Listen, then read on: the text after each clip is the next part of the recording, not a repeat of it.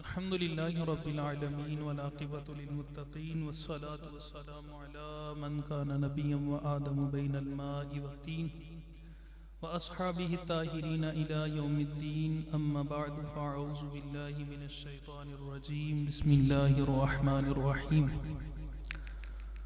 क़ाल अल्लाहु तबारक व तआला फ़िल क़ुरआनिल मजीद वल फ़ुरक़ानिल हमीद वमा कान अल्लाहु लियुअज़्ज़िबहुम व अंत फ़ीहिम सदक़ल्लाहुल अज़ीम व सदक़ रसूलुहुन नबियुल करीमुल अमीन कमा क़ाल नबिय्यु सल्लल्लाहु अलैहि वसल्लम लैस मिन अब्दिन युसल्ली अलैया इल्ला बलगनी सौतुहु हैसु क़ाल औ कमा क़ाल अलैहि सलातु वस्सलाम मौला यसल्ली वसल्लिम दाइमन अबदन अला हबीबिका खैरिल खल्क़ि कुल्लिहिम हुवल हबीबुल्लज़ी तुरजा शफ़ाअतुहु लिकुल्लि हौलिन मिनल अहवालि मुक़्तहिम या साहिबल जमाली व या सय्यदल बशर मिन वजहिकल मुनीरि लक़द नुव्विरल कमर ला युमकिनु सनाउ कमा काना हक़्क़ुहु बादस खुदा बुज़ुर्ग तुई किस्साए मुख्तसर वअहसनु मिनका लम तरक़त्तु ऐनी व अजमलु मिनका लम तलिदिन निसा खुलिक़्त मुबर्रअन मिन कुल्लि ऐब कअन्नका क़द खुलिक़्त कमा तशाउ। सरे लामकान से तलब हुई सुए मुंतहा वो चले नबी कोई हद है उनके उरूज की बलगल उला बिकमालिही यही इब्तदा यही इंतहा यही फरोग ये जलवा हक नुमा कि जहां सारा चमक उठा कशफत दुजा बिजमालिही रुखे मुस्तफ़ा की ये रोशनी ये तजल्लियों की हमा हमी कि हर एक चीज चमक उठी कशफत दुजा बिजमालिही वो सरापाए रहमत किबरिया कि हर एक पे जिनका करम हुआ सरे हश्र होगा नाराए उम्मती हसुनत जमीउ खिसालिही वही हक नगर वही हक नुमा वही हक नगर वही हक नुमा रुखे मुस्तफ़ा है वो आईना कि खुदाए पाक ने खुद कहा सल्लु अलैहि व आलिही मेरा दीन अंबर वारसी बखुदा है इश्क़े मुहम्मदी मेरा दीन अंबर वारसी बखुदा है इश्क़े मुहम्मदी मेरा जिक्र फिक्र बस यही सल्लु अलैहि व आलिही। तमाम तरीफ़े तमाम हमदे तमाम सनाए अल्लाह जल्ला मजदूहु की ज़ाते वहदहु ला शरीक के लिए साबित के जो खालिक़े कुल भी है और मालिक शहजात भी है वही रब्बुस समावाति वल अर्द है वही दो जहानों का पालने वाला है। लाखों करोड़ों मरतबा दुरूदो सलाम के गजरे निशावर हों हुजूर सैयद सरवरा हामी बेकसां गम गुसारे जहां रहमत आलमियां जनाब अहमद मुज्तबा मुहम्मद मुस्तफ़ा सल्लल्लाहु अलैहि वसहबिहि वसल्लम की ज़ाते वाला सिफात पर कि जिनका वजूद मसऊद इस जहां के वजूद में आने का सबब बना कि वो जो ना थे तो कुछ ना था और वो जो ना हो तो कुछ ना हो जान है वो जहान की जान है तो जहान है। हज़रत मुहतशम अल्लाह अज़्ज़ा व जल्ला की हम्दो सनार हुजूर पुर नूर शाफ़ी उम्म नशूर सल्लल्लाहु अलैहि वसल्लम की बारगाह बेकसबना में हदिया दुरूद सलाम अर्ज़ करने के बाद मुबारकबाद के मुस्तहिक हैं हमारे मुबीन भाई जो दुल्ला मियाँ हैं जिनकी तकरीबे सईद शादी खाना आबादी के मौका पर हम जमा हैं। सुबह उनके निकाह की तरकीब होगी बिहम्दिही ताल अल्लाह का शुक्र है कि उन्होंने इस पुरमुसर्रत मौका पर कि जहाँ पर हमारे रस्म व रवाज के अंदर हमारी तहजीब के अंदर और हमारे मामलात में हिंदी और हिंदुआना रस्म रवाज के मुताबिक और आजकल तो मगरबी तहजीब भी दर आई कि जवां लड़के लड़कियां रक्स करते और गुनाहों का सामान समेटते हैं वहाँ भी हम्दिही ताल दीन की रोशनी से कि इनके भाई जामिया में ज़ेरे तालीम है तो अल्हम्दुलिल्लाह रब्बिल आलमीन इनके घर वालों का जहन बना, इनके भाई का, इनके दोस्त अहबाब। मुमकिन है बहुत सारे लोग घर से भी कहते हों कि जी वो ये कैसी शादी जिसमें ढोल ढमक्का ही नहीं है, जिसमें ज़रा कोई फंक्शन ही नहीं है। तो दोस्तों के भी हो सकता है मुख्तलिफ तरह के तकाजे हों, लेकिन अल्लाह के फजल से और उसकी तौफीक से बिहम्दिही ताल नाजायज़ और बुरे रस्म व रवाज से बचते हुए अल्लाह और उसके रसूल की याद को ताज़ा किया। और खुशकिस्मत और खुश नसीब हैं आप यहाँ पर जमा होने वाले भी कि जिन्होंने यहाँ अब तक बैठ के आधी रात से का वक़्त हो रहा है, 11:30 हैं, अल्लाह अकबर, अब तक बैठे हुए हैं। अल्लाह पाक आप सबको जज़ा दे। रसूल अकरम सल्लल्लाहु अलैहि वसल्लम ने इरशाद फरमाया कि मुझे तो मोमिन के हाल पे ताज्जुब होता है कि खुशी जिस भी हाल में हो ये खुश हाल है। मोमिन जिस हाल में भी हो खुश हाल है। मैं कि अगर उसे कोई तकलीफ पहुंचती है सब्र करता है तो अजर पाता है, खुशी पहुंचती है शुक्र करता है तो अजर पाता है। तो मोमिन हर हाल में खुशहाल ही है, तो चाहिए कि खुशी में शुक्र किया जाए और अगर कोई तकलीफ पहुंचे तो सब्र किया जाए। पहली किताबों के अंदर हमारी इस उम्मत की सिर्फ हामिदून बयान हुई है कि ये उम्मत हमद करने वाली है। कोई खुशी का मौका हो या कोई गम गुजर जाए वावेला नहीं करती, तकलीफ पे शिकवा शिकायत नहीं करती, बल्कि अल्लाह ताला अज़्ज़ व जल्ल की हमद करती है, उस पर भी तरजीह बढ़ती है। कोई खुशी आए तो फिर भी महफिल मिलाद मुस्तफ़ा सजाई जाती है, खुशी की जाती है। तो ये हामिदून है, अल्लाह की हमद करने वाले हैं, नाच गाना करने वाले नहीं हैं। अपने स्टेटस को पहचाने हम, अल्लाह ने हमें मर्तबा का क्या दिया है। इकबाल फरमाते हैं कि अपनी मिल्लत को क़यास अक़वाम मग़रिब पे न कर, खास है तरकीब में कौमे रसूल हाशमी। रसूल अकरम सल्लल्लाहु अलैहि वसल्लम की तहजीब, आपका दिया हुआ सलीका, ये सबसे बेहतरीन है।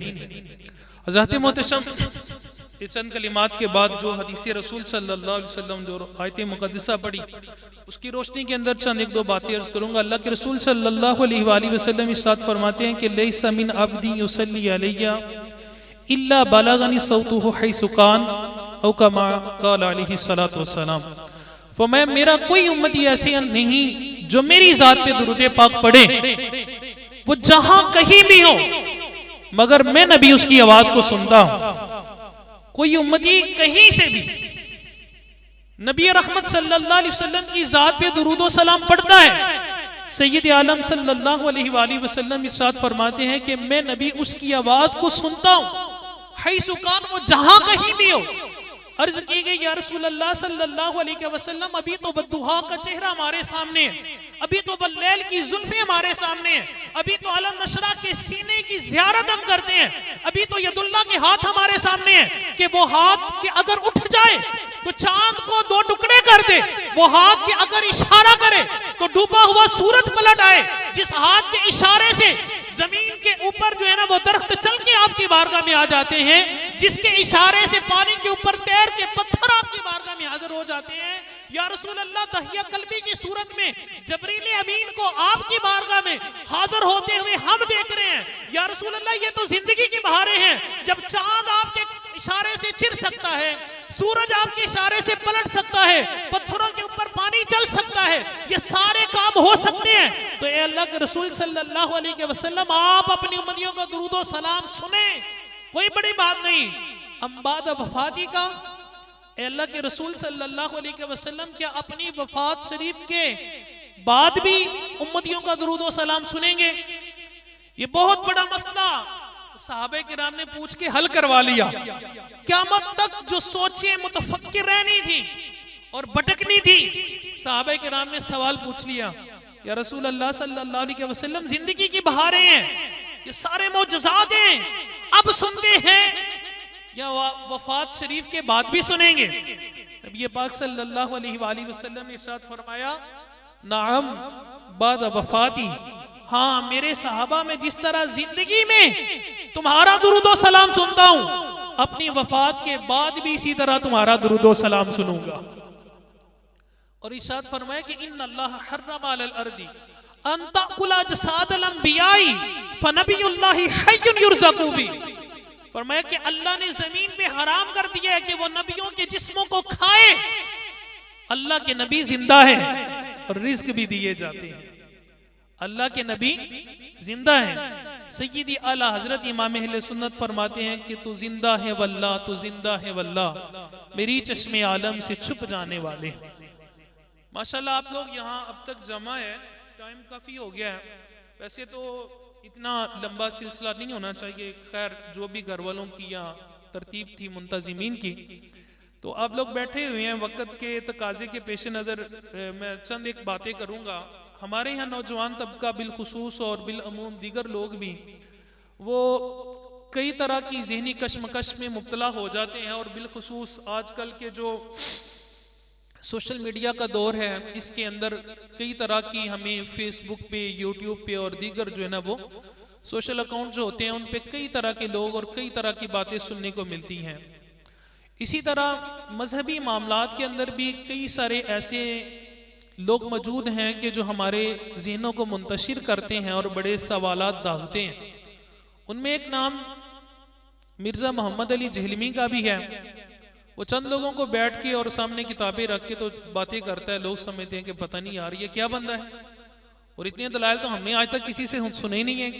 ऐसी बात तो उलमा करते ही नहीं है। हमारे आम लोग जो है ना वो मौलाना हजरात वो कभी ऐसी बातें नहीं बताते। ये बाकी बंदा बड़ा सच्चा है, तो वो ज़हनों को मुंतशिर करता है, कई सारे सवाल डालता है, और हमारे नौजवान तबके में बिलखुसूस ये चीज़ें हैं। और उसने कहा है, और बड़े सारे लोगों का ये नजरिया है कि माज़अल्लाह के नबी मर गए और मर के मिट्टी में मिल गए हैं, माज़अल्लाह सुम्मा माज़अल्लाह, जबकि अल्लाह ताला से अल्लाह का कुरान शाहिद है, फरमा रहा है कि वमा काना अल्लाहु लियुअज़्ज़िबहुम व अंत फ़ीहिम। महबूब अल्लाह की ये शान नहीं कि अल्लाह लोगों को उमूमी अज़ाब में मुब्तला कर दे इस वजह से कि आप इनमें तशरीफ फरमा दें।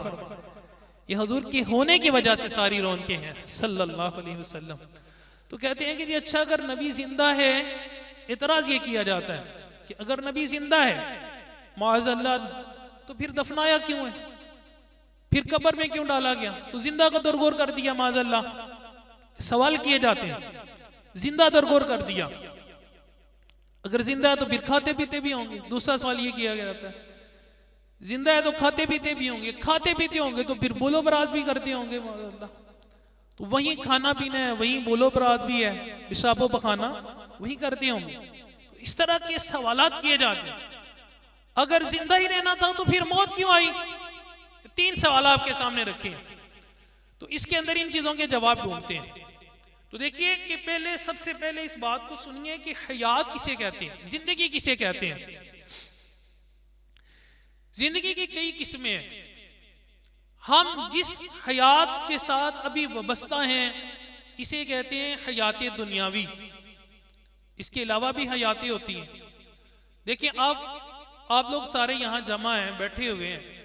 किसी की उम्र 15 साल होगी, किसी की 16 साल होगी, किसी की 20-25 साल होगी, किसी की 50-40 साल होगी, किसी से इससे ज्यादा होगी।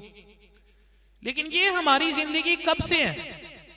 जब से हम पैदा हुए, जब से पैदा हुए उस वक्त से है, यानी हमारी डेट ऑफ बर्थ से लेकर, पैदाइश के दिन से लेकर आज तक की ये हमारी 25 साल 35 साल 33 साल वगैरह जिंदगी है। जिस दिन से हम पैदा हुए ये है हमारी जिंदगी, इसे कहते हैं हयात दुनियावी।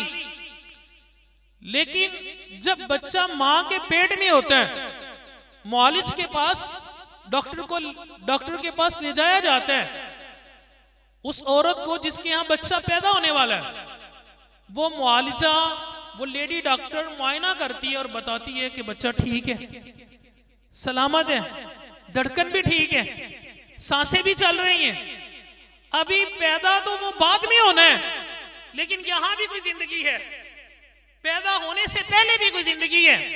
जब इंसान मर जाता है, मरने के बाद कब्र में जाता है, आप इस बात को समझते हैं, यहां कुछ साहिबान इल्म भी मौजूद हैं, कि जो बंदा सोया हुआ हो उसे सलाम नहीं किया जाता, उसे सलाम नहीं किया जाता। सलाम जागते लोगों को किया जाता है, बेदार लोगों को किया जाता है। और अगर कुछ पूछना हो, हमने मिसाल के तौर पर आपने जनाब गाड़ी की चाबी लेनी है और भाई के पास थी, उससे पूछना है तो उसे जगाएंगे पहले, भाईजान वो गाड़ी की चाबी कहाँ है? सोए हुए से थोड़ी पूछेंगे वो चाबी की तरह, भाई पूछेंगे, पूछा जाता है। जो बंदा सोया हुआ होता है उससे सवाल नहीं किया जाता। तो जो बंदा मर जाए उससे सवाल होता है, मर ही गया, अगर जिंदगी नहीं है तो फिर सवाल होगा। हालांकि हदीस शरीफ में है और तमाम लोग इस बात पे मुत्तफिक हैं कि कब्र में फरिश्ते आते हैं, आके उठाते हैं और सवालात कब्र करते हैं। तो सवाल तो जिंदा से किया जाता है, सवाल तो बेदार से किया जाता है। कब्रिस्तान में हम जाते हैं, जाके सलाम लेते हैं, अस्सलामु अलैकुम या अहलल कबूर कहते हैं। तो सलाम तो उससे लिया जाता है कि जो जिंदा हो, जो बेदार हो। पता ये चला कि आम मुर्दे भी कब्र के अंदर बरज़खी जिंदगी के साथ जिंदा होते हैं। तो जिंदगी की किस्में होती हैं, एक जिंदगी है जो हयात दुनियावी है, एक है जो हयात बरज़खी है, और इसके अलावा भी जिंदगी है। नबी पाक सल्लल्लाहु अलैहि वसल्लम जो जिंदा है तो ये किस हैसियत के साथ जिंदा है? हुज़ूर नबी रहमत सल्लल्लाहु अलैहि वसल्लम हयात हकीकी के साथ जिंदा है, हयात हकीकी के साथ। हयात हकीकी क्या होती है? एक है हयात दुनियावी जिसके अंदर खाते पीते हैं, बोलो बराज करते हैं, हाजात तबी भी होती हैं, ख्वाहिशात भी होती हैं, ये सारी चीजें होती हैं। लेकिन ये हयात दुनियावी के तकादे हैं, हयात हकीकी के ये तकादे नहीं हैं। ऐसे लोग भी मौजूद हैं जिनके पास हयात दुनियावी थी लेकिन उनके पास हयात हकीकी नहीं थी। अल्लाह ताला सब जल्ला ने कुरान पाक में इरशाद फरमाया कि इन्नका ला तुस्मिउल मौता, ऐ महबूब तुम मुर्दों को नहीं सुना सकते। यहां मुर्दों से मुराद जिंदा काफिर हैं, वो जिंदा थे लेकिन अल्लाह ताला ने उन्हें मुर्दा कहा। मुर्दा किस बात से है? अल्लाह का कुरान झूठा नहीं हो सकता, वो जिंदा थे लेकिन कुरान कह रहा है कि महबूब तुम मुर्दों को नहीं सुना सकते। पता ये चला कि उनके पास हयात दुनियावी तो थी लेकिन हयात हकीकी नहीं थी, वो हयात हकीकी से आ रही थी। तो ये थी हयात दुनियावी है लेकिन हयात हकीकी नहीं है। कुरान पाक में दूसरे मकाम पे अल्लाह ताला सब जल्ला ने इरशाद फरमाया कि लहुम कुलूबुल ला यफ्क़हून बिहा व लहुम अयुनुल ला युबसिरून बिहा व लहुम आज़ानुल ला युस्मऊन बिहा। उनके पास ऐसे दिल है जिनसे समझते नहीं, ऐसी आंखें हैं जिनसे देखते नहीं, ऐसे कान है जिनसे सुनते नहीं। हालांकि समझते भी थे, देखते भी थे, सुनते भी थे, लेकिन अल्लाह ताला ने फरमाया कि मुर्दों की तरह न देखते हैं, न सुनते हैं, न समझते हैं। हयात दुनियावी है लेकिन हयात हकीकी नहीं है। अब आइए हदीस ही से मिसाल कि हयात दुनियावी नहीं है लेकिन हयात हकीकी मौजूद है। अल्लाह के रसूल सल्लल्लाहु अलैहि वसल्लम मस्जिद नबवी शरीफ में जब हुजूर नबी रहमत सल्लल्लाहु अलैहि वसल्लम के लिए मिंबर शरीफ नहीं बनाया गया था तो लकड़ी के एक खुश्क तने के साथ हुजूर सय्यद आलम सल्लल्लाहु अलैहि वसल्लम टेक लगा के खुतबा इरशाद फरमाया करते थे। इब्ने माजा शरीफ की हदीस है। उस लकड़ी के खुश्क तने का नाम था उस्तूने हनाना। उस्तूने हनाना के साथ नबी पाक सल्लल्लाहु अलैहि वसल्लम टेक लगाते और खुतबा इरशाद फरमाया करते थे। ये लकड़ी का एक खुश्क तना था जिसे कहीं से काट कर उखेड़ के ला के मस्जिद में गाड़ दिया गया था।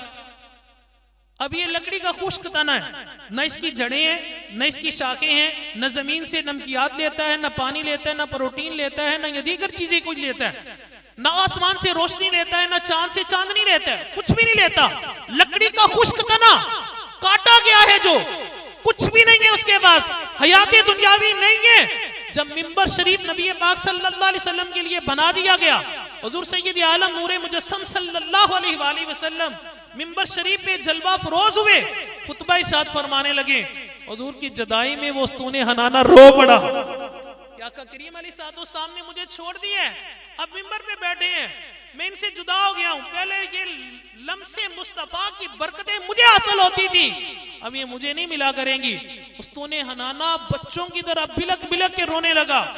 सैयद आलम सल्लल्लाहु अलैहि वसल्लम मिंबर से नीचे तशरीफ लाए और उस उस्तूने हनाना को अपने कलावे में ले लिया और फरमाया कि तू दुनिया में हमारे साथ है, हमारे से प्यार करते, जन्नत में भी हमारे साथ हो।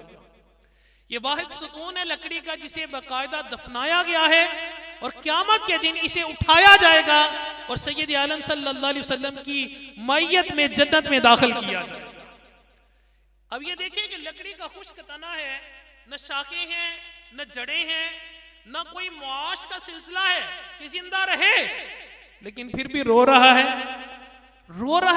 और चुप कराने पे चुप हुआ है। रोता वो शख्स है जिसमें जिंदगी हो, फिर हंसता वो है जिसमें जिंदगी हो।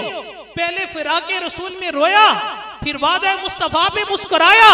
अब इसके पास हयाते दुनियावी नहीं, लेकिन इसके बावजूद जिंदा है। तो अल्लाह के रसूल सल्लल्लाहु अलैहि वसल्लम जो बाद वफात जिंदा है, हयाते दुनियावी के साथ नहीं कि जिसमें खाना पीना पड़े, जिसको मादल्ला जिंदा दरगोर कर दिया, बल्कि अल्लाह के रसूल सल्लल्लाहु अलैहि वसल्लम हयाते हकीकी के साथ जिंदा है, हयाते हकीकी के साथ जिंदा है। अच्छा, अगर कहें कि जी जनाब कारी साहब ये बताएं, लामा साहब ये बताएं कि अगर जिंदा ही रहना था तो फिर वफात शरीफ क्यों? तीसरा सवाल कि फिर मौत क्यों आई? तो देखें, आपने कुरान पाक की आयत मुबारका सुनी है कि वमा अरसलनाका इल्ला रहमतल लिल आलमीन, ए महबूब हमने आपको तमाम जहानों के लिए रहमत बना के भेजा। भाई सुनी है या नहीं सुनी? थोड़ा सा बोलें जरा, आप थक गए होंगे बड़ी देर बैठ के, थोड़ा सा आपको और थका दें, बातों को नींद आ रही है, दूर हो जाएगी जरा। ये आयत मुबारका सुनी है, हुजूर रहमतुल लिल आलमीन है, ये सुना हुआ है ना, जानते हैं नबी पाक सल्लल्लाहु अलैहि वसल्लम रहमतुल लिल आलमीन है, आलमीन के लिए रहमत, तमाम जहानों के लिए और जहान की हर शय के लिए अल्लाह के रसूल रहमत है। और मौत है आलम से एक चीज, आलिमीन में से एक शय है। वो नबी पाक सल्लल्लाहु अलैहि वसल्लम को माज़अल्लाह मारने के लिए नहीं आई, बल्कि नबी पाक सल्लल्लाहु अलैहि वसल्लम से हिस्सा रहमत लेने के लिए आई है, हुजूर के कदम चूमने के लिए आई और हमेशा के लिए जिंदगी लेके चले गई। नबी पाक सल्लल्लाहु अलैहि वसल्लम को मौत इसलिए आई कि वो आलम की शय थी, तो वह अपना हिस्सा रहमत लेने के लिए बारगाह मुस्तफा में हाजिर हुई थी। वरना सैयद आलम सल्लल्लाहु अलैहि वसल्लम की जिंदगी, आपकी शान तो बराउल वरा है।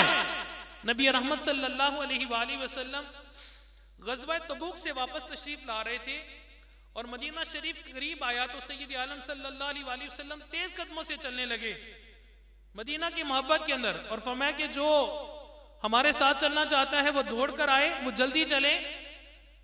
और नबी पाक सल्लल्लाहु अलैहि वसल्लम जब उहुद पहाड़ के करीब पहुंचे तो सैयद आलम सल्लल्लाहु अलैहि वसल्लम ने वहां पर एक बात इरशाद फरमाई। इससे पहले मैं आपकी तरफ तवज्जो दिलाऊं इस बात को समझने के लिए।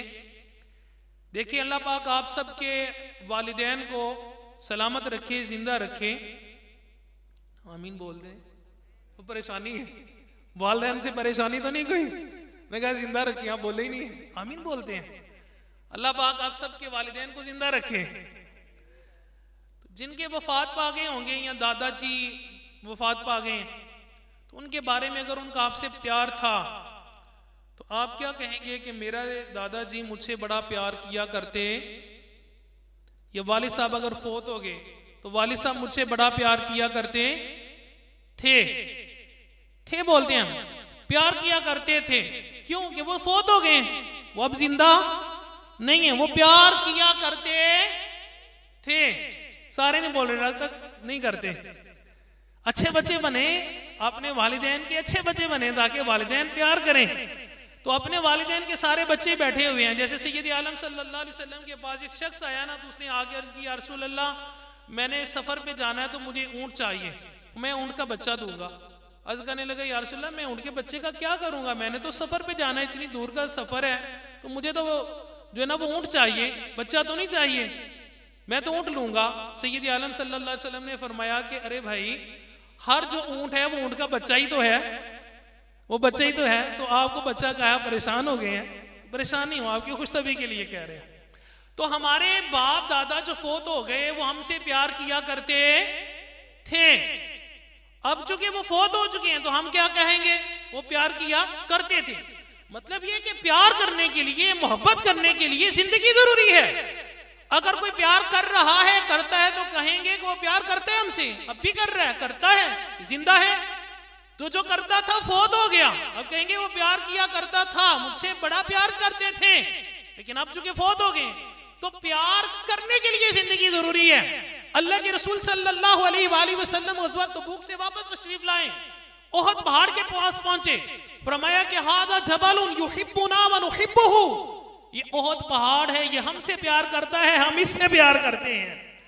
वो पत्थर हो के अल्लाह के रसूल सल्लल्लाहु अलैहि वसल्लम से प्यार करे। अल्लाह के महबूब सल्लल्लाहु अलैहि वसल्लम की जिंदगी तो बराउल बरा, लेकिन जो हुजूर से प्यार करते हैं वो पत्थर भी जिंदा है, वो पत्थर भी बोलते हैं और नबी पाक सल्लल्लाहु अलैहि वसल्लम से प्यार करते हैं। मशहूर वाक़या अबू जहल का कि वो बंद करके अपनी मुट्ठी को बीच में कंकरियां लेके नबी पाक सल्लल्लाहु अलैहि वसल्लम की बारगाह में हाजिर हो गया। अर्ज करता है कि अगर आप अल्लाह के नबी हैं तो बताएं मेरी मुट्ठी में क्या है। नबी पाक सल्लल्लाहु अलैहि वसल्लम ने इरशाद फरमाया कि मैं बताऊं कि तुम्हारी मुट्ठी में क्या है, ये मुट्ठी वाली शय बता दे कि हम कौन है। अल्लाह अकबर, तू जिंदा है वल्ला, तू जिंदा है वल्ला, मेरी चश्मे आलम से छुप जाने वाले। नबी पाक सल्लल्लाहु अलैहि वसल्लम की शान बहुत बड़ा है।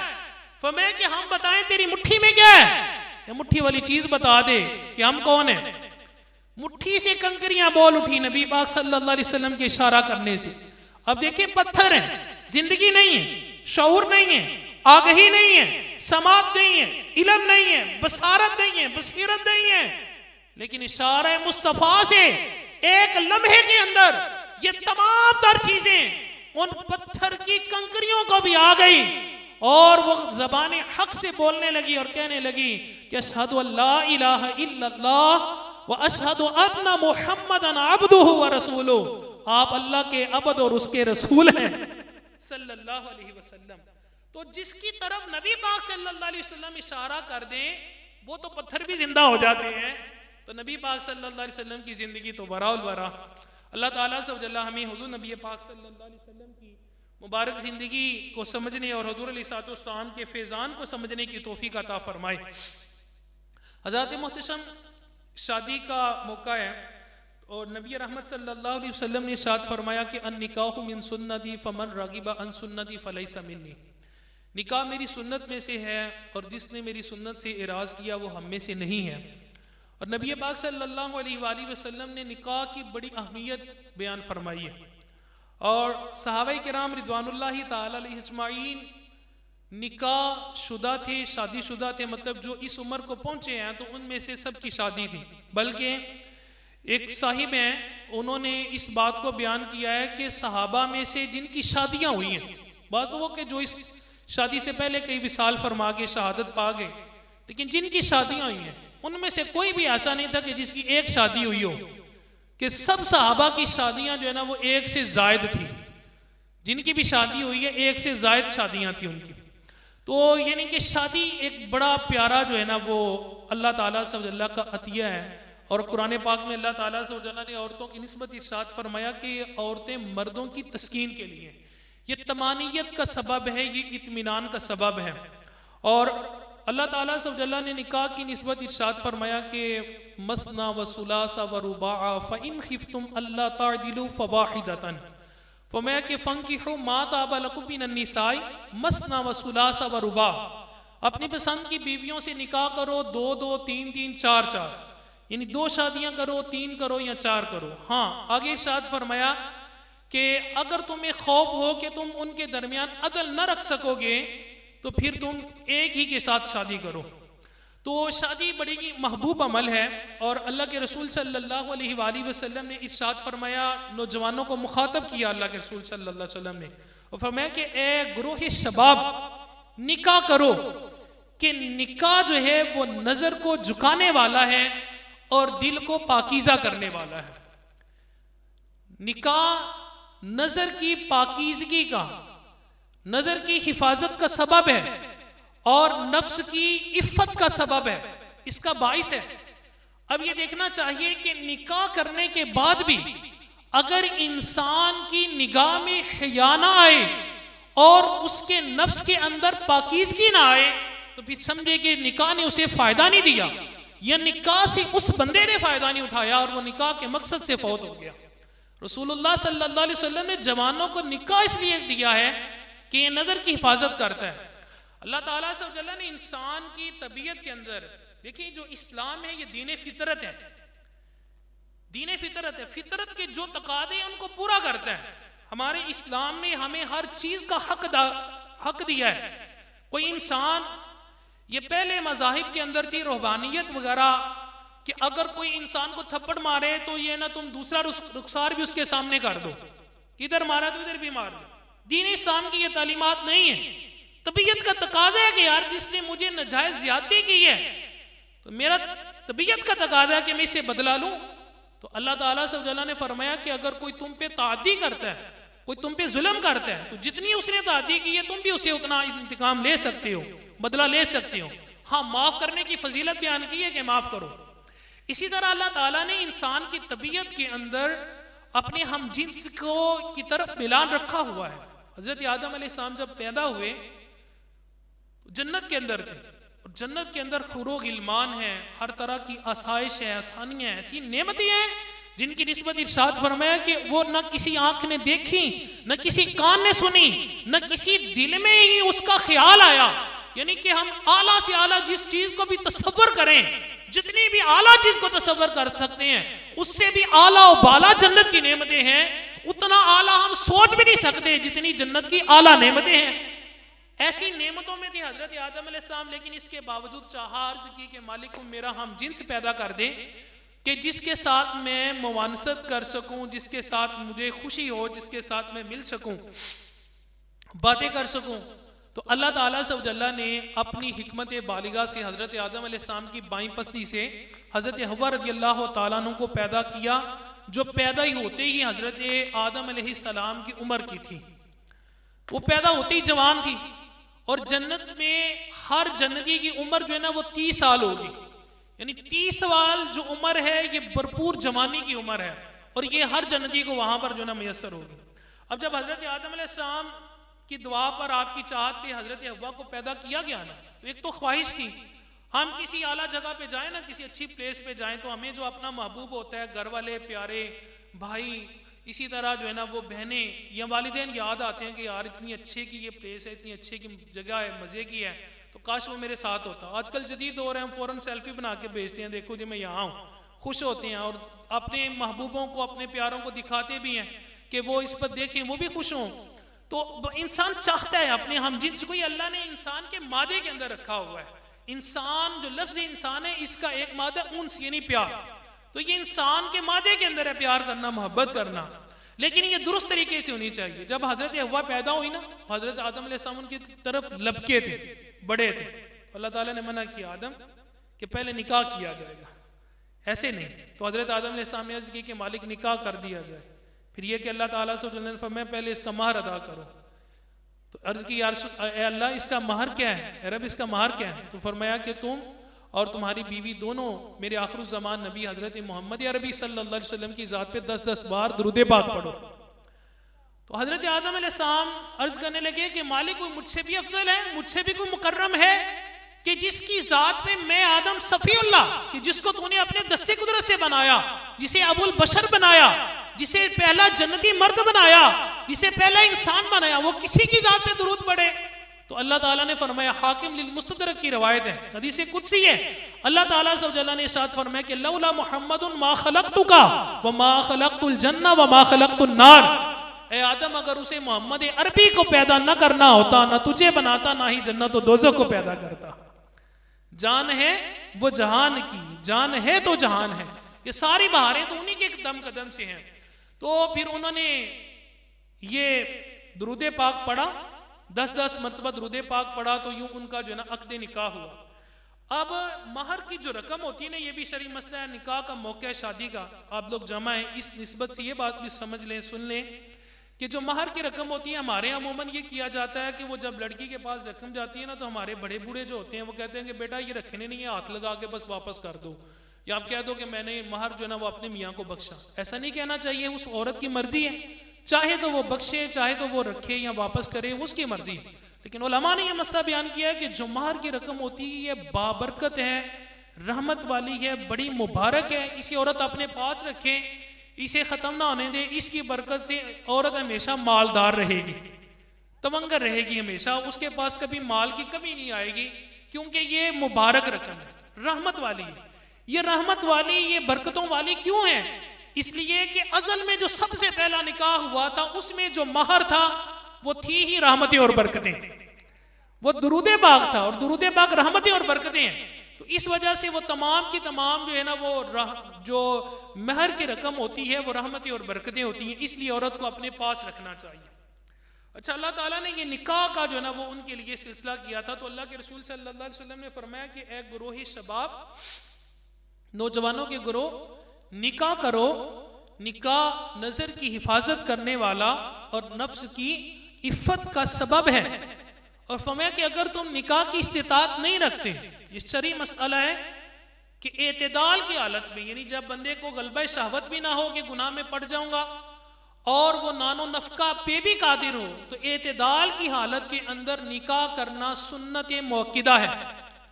और अगर वो नानो नफका पर कादिर है और उस पर गलबा शहवत है कि उसे गुनाह में पड़ने का अंदेशा है कि अगर मैं निकाह नहीं करूंगा तो मुझसे कोई गुनाह हो जाएगा, तो तब निकाह करना वाजिब है, नहीं करेगा तो गुनाहगार होगा, निकाह वाजिब हो जाता है फिर। और ये वालिदैन की जिम्मेदारी नहीं होती, इस बात को भी समझ लीजिएगा कि जवान बच्चे की जो है ना वो शादी वालिदैन ही करवाएं, ये वालिदैन की कोई जिम्मेदारी नहीं है, शादी कराने की कोई जिम्मेदारी नहीं।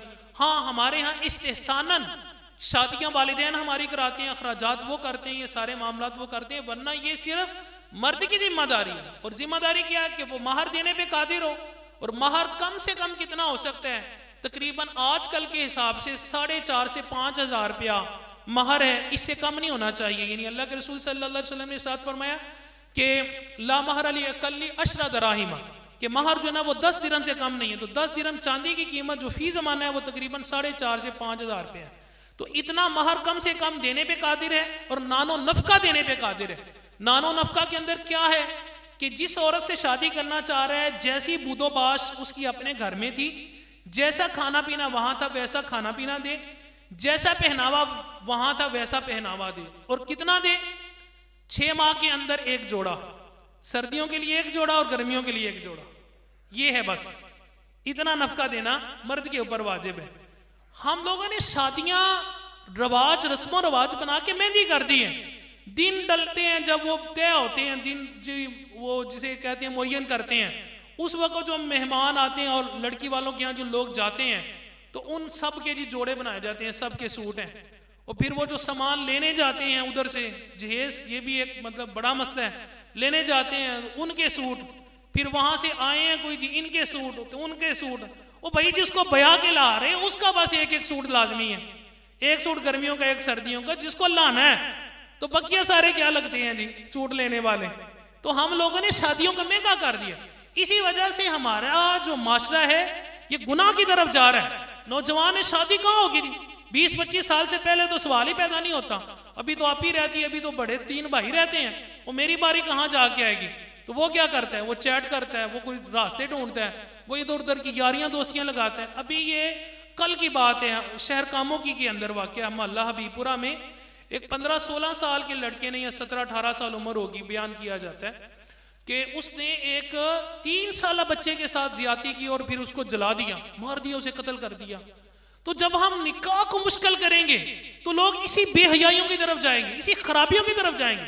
निकाह को आसान करो, अल्लाह ने आसान किया है, रसूलुल्लाह सल्लल्लाहु अलैहि वसल्लम ने आसान किया है, मुश्किल हम लोगों ने किया है, मुश्किलात हमने पैदा की हैं। इतने इतने रस्मों रवाज, इतने इतने जोड़े, इतने इतने लंबे चौड़े वलीमे, तो ये तो वो, ये हम लोगों ने मुश्किलात पैदा की हैं।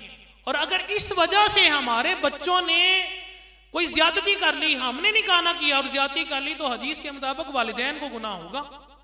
ये मुश्किल हमने की हुई है, शादियां हम होने नहीं देते। आसान करना चाहिए निकाह को, आसान करें शादियां। रसूलुल्लाह सल्लल्लाहु अलैहि वसल्लम ने फिर इरशाद फरमाया कि अगर तुम, ये वाली हदीस मुकम्मल कर रहा हूं, अगर तुम निकाह की इस्तिताअत नहीं रखते तो फिर रोजा रखो, कि रोजा जो है ना वो शहवत को तोड़ देता है। तो इंसान की जो निगाह बढ़ती है, जो नजर बहकती है, जो दिल उसका बहकता है, तो ये इंसान के गलबे शहवत की वजह से होते हैं। और गलबा शहवत उस वक्त होता है जब जेब भरी हो, जब पेट भरा हुआ हो, सैर हो, जब मालो दौलत की कमी ना हो, किल्लत ना हो, कोई परेशानी ना हो। जो हम पे परेशानियां आती है ना, मुसीबतें आ जाती हैं, बीमारियां आ जाती हैं, माल की किल्लत होती है, अल्लाह की रहमत जाननी चाहिए।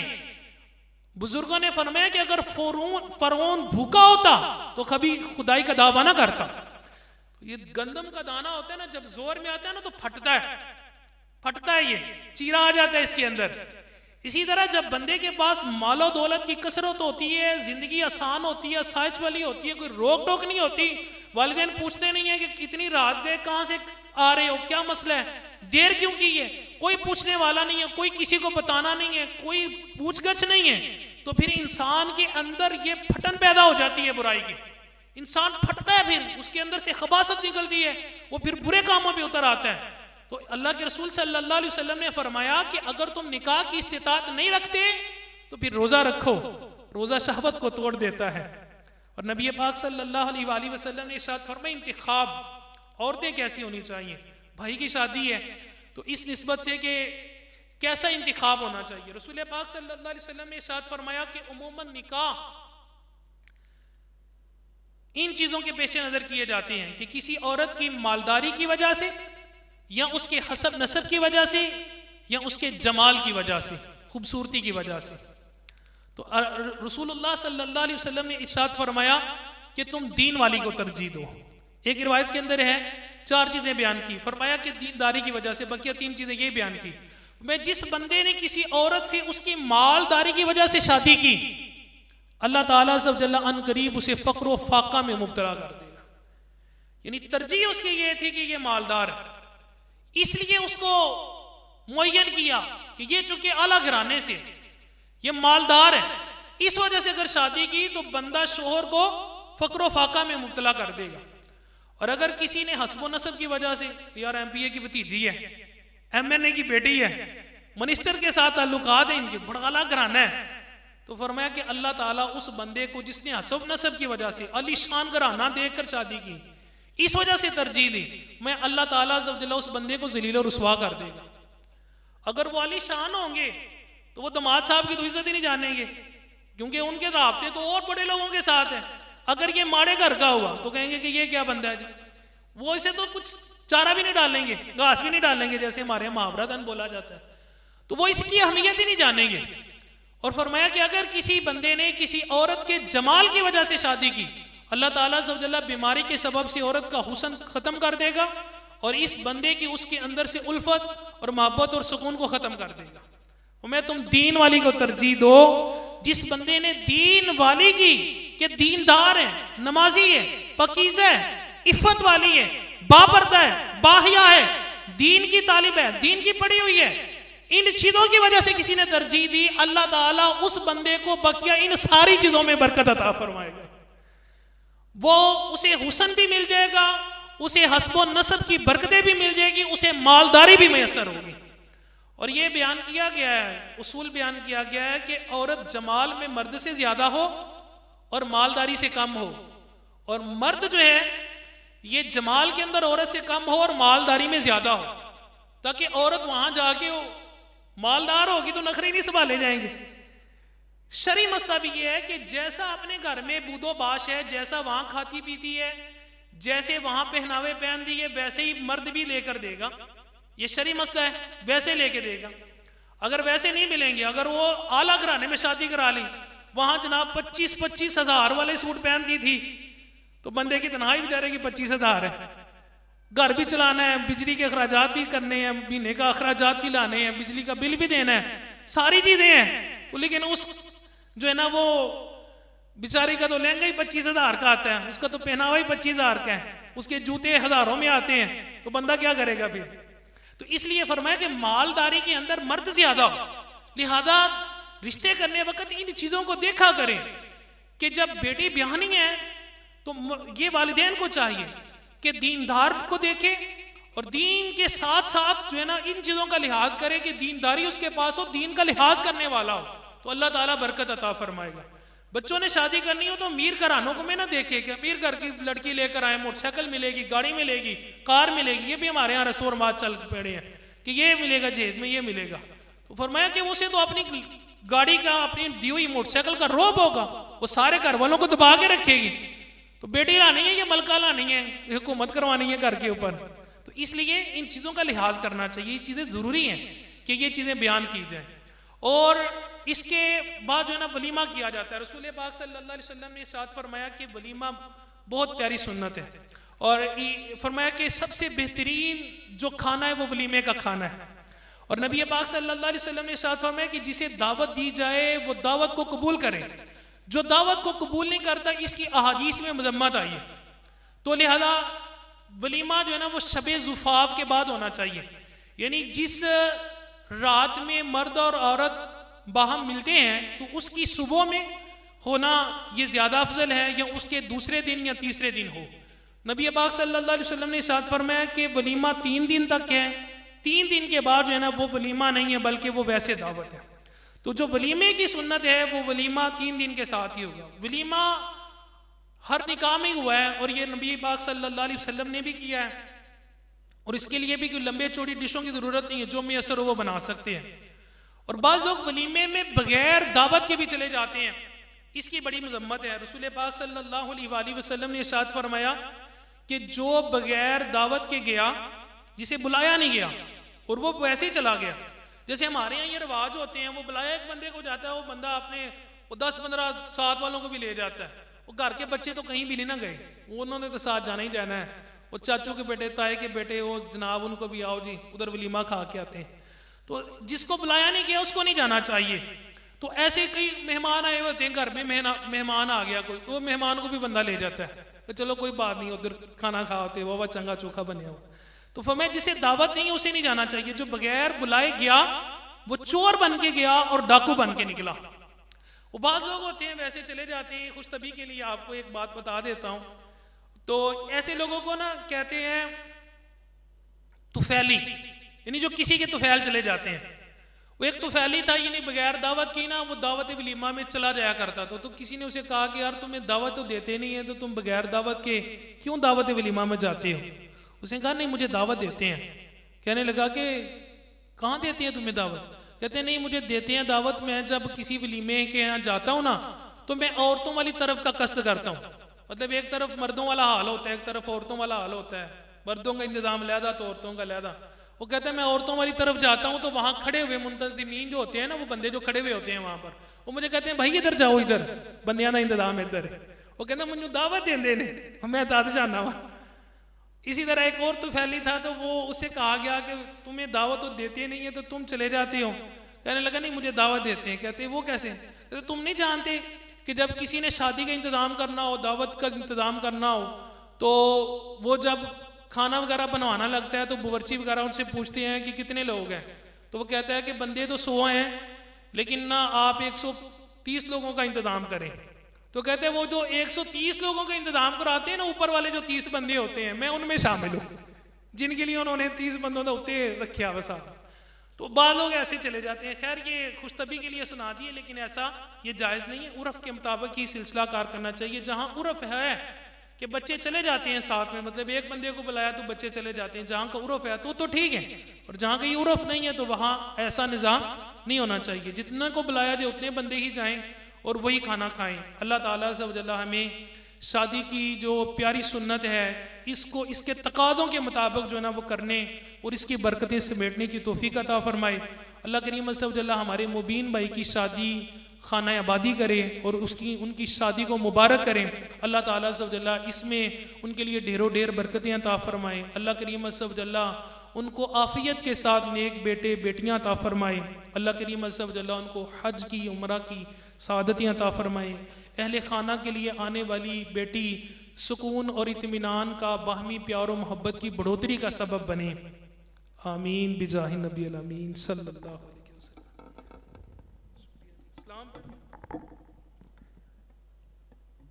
अच्छा दोबारा सेरा पढ़ना ठीक हो गया, तो अभी उनका इंतजार है फिर सही है। चले उनके आने तक और कुछ अर्ज कर देता हूँ। निकाह के ताल्लुक़ के साथ जैसे चंद चीज़ें बयान की गई हैं, ये बड़ी प्यारी तरबियत है। इमाम गज़ाली रहमतुल्लाहि ताला अलैह ने इह्याउल उलूम शरीफ में औरतों के इंतखाब के हवाले से 8 चीज़ें बयान फरमाई हैं। उनमें सबसे पहली जो चीज़ है वो दीनदारी बयान की है कि औरत दीनदार हो। अब अगर हम माशरती तौर पर देखें कि दीनदार ढूंढना है तो हर कोई तो आलिमा फाजिला नहीं है, तो फिर दीनदार किस मेयार से हम ढूंढेंगे और कहाँ से मतलब मैसर आएंगे। अब यानी उलमा, इसी तरह दीनदारों में उलमा तो सारे नहीं होते ना, मतलब सारे भी आलिम दीन ही हों, रिश्ता करना है सारे आलिम दीन भी मैसर नहीं होते, हर कोई आलिम दीन से करता भी नहीं होगा, तो मौलवी सुस्त होते हैं।